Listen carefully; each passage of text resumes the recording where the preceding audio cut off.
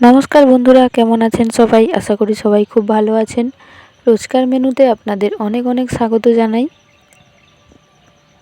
আজকে আমি বানাবো মসুর ডালের একটি একদম ভিন্ন ধরনের রেসিপি। বাড়িতে মাছ মাংস না থাকলে বা সবজি খেতে ইচ্ছে না হলে এভাবে একবার মসুর ডালের রেসিপি বানিয়ে খেয়ে দেখতে পারেন। সেদিন ভাত একটু বেশিই খাওয়া হবে।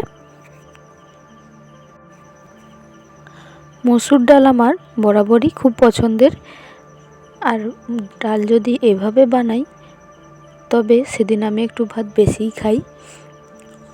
কার কার মসুর ডালের রেসিপি খেতে ভালো লাগে কমেন্টে জানাতে ভুলবেন না।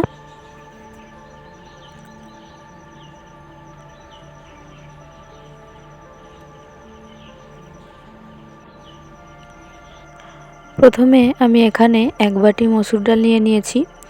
ডালটা আমি খুব ভালো করে পরিষ্কার করে জল দিয়ে ধুয়ে নিয়েছি, দেখুন। এরপর আমি এখানে দিয়ে দিচ্ছি একটা বড় সাইজের পেঁয়াজ কুচি, দিয়ে দিচ্ছি আদা বাটা, রসুন বাটা, হাফ চামচ পরিমাণ মতো লঙ্কার গুঁড়ো, হাফ চামচ পরিমাণ হলুদ গুঁড়ো। লবণটা আমি এখন অ্যাড করব না, লবণটা আমি শেষে অ্যাড করব। আর এখন দিয়ে দিচ্ছি প্রায় 1 টেবিল চামচ পরিমাণ মতো সরষের তেল। দিয়ে ডালের সাথে আমি সব কিছু খুব ভালো করে মাখিয়ে নিয়েছি। এরপর আমি জল বসিয়ে দিয়েছি কড়াইতে। জল গরম হয়ে গেলে যে ডালটা আমি মশলা দিয়ে মাখিয়ে রেখেছিলাম সেটা জলের মধ্যে দিয়ে দিচ্ছি। দিয়ে কিছুটা নাড়াচাড়া করে আমি ঢাকা দিয়ে সেদ্ধ করে নেব।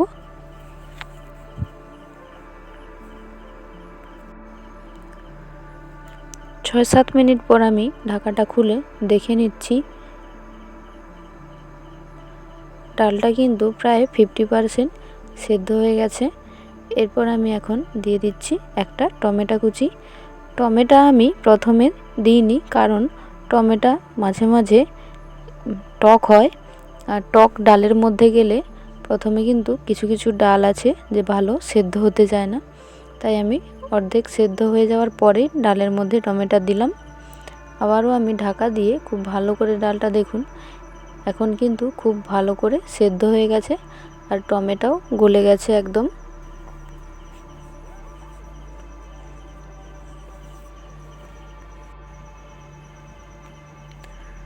ডালটা আমি খুন্তি দিয়ে একটু ভালো করে নাড়াচাড়া করে নিয়ে নামিয়ে নিয়েছি। কড়াই ধুয়ে আমি এখানে দিয়ে দিচ্ছি সরষের তেল। ফোড়নের জন্য আমি দিয়ে দিচ্ছি কয়েকটা গোটা জিরে, শুকনো লঙ্কা আর তেজপাতা দিয়ে আমি ভেজে নেব এগুলো।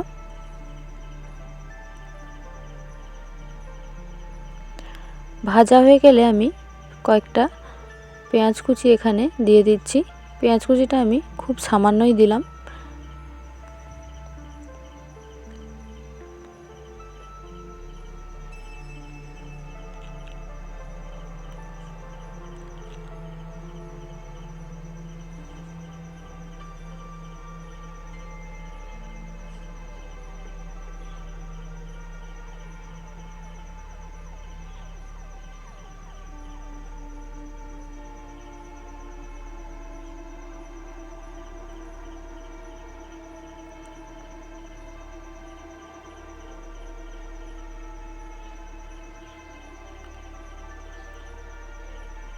আমার চ্যানেলে যারা নতুন বন্ধু তাদের অনেক স্বাগত জানাই, আর পুরনো বন্ধুদের জানাই অনেক ধন্যবাদ ভিডিওটি দেখার জন্যে।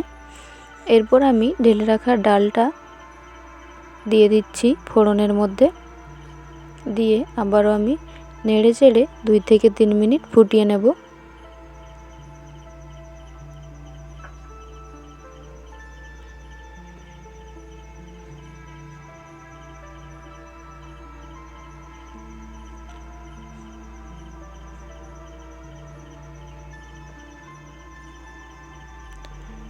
এরপর আমি দিয়ে দিচ্ছি ধনেপাতা কুচি। ধনেপাতাটা একদম অপশনাল, আপনারা চাইলে দিতে পারেন, না চাইলে না দিতে পারেন। এরপর আমি দিয়ে দিচ্ছি স্বাদ মতো লবণ। দিয়ে আবারও আমি 2 থেকে 3 মিনিট ফুটিয়ে নিচ্ছি।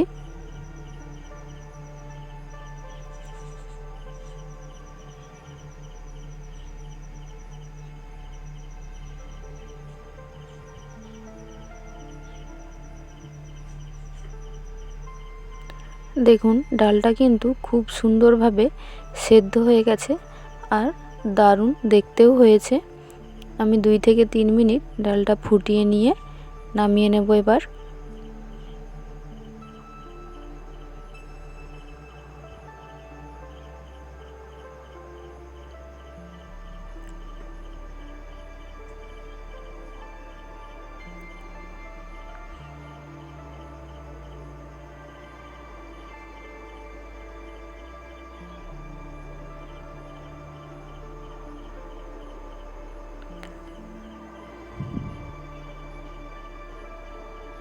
নামিয়ে নিয়েছি আমি ডালটা। গরম গরম ভাতের সাথে এভাবে একবার রান্না করে পরিবেশন করে বা খেয়ে দেখতে পারেন, দুর্দান্ত স্বাদের হয়। না খেলে বুঝতেই পারবেন না যে মসুর ডাল দিয়েও এমন একটা দারুণ স্বাদের রেসিপি হয়।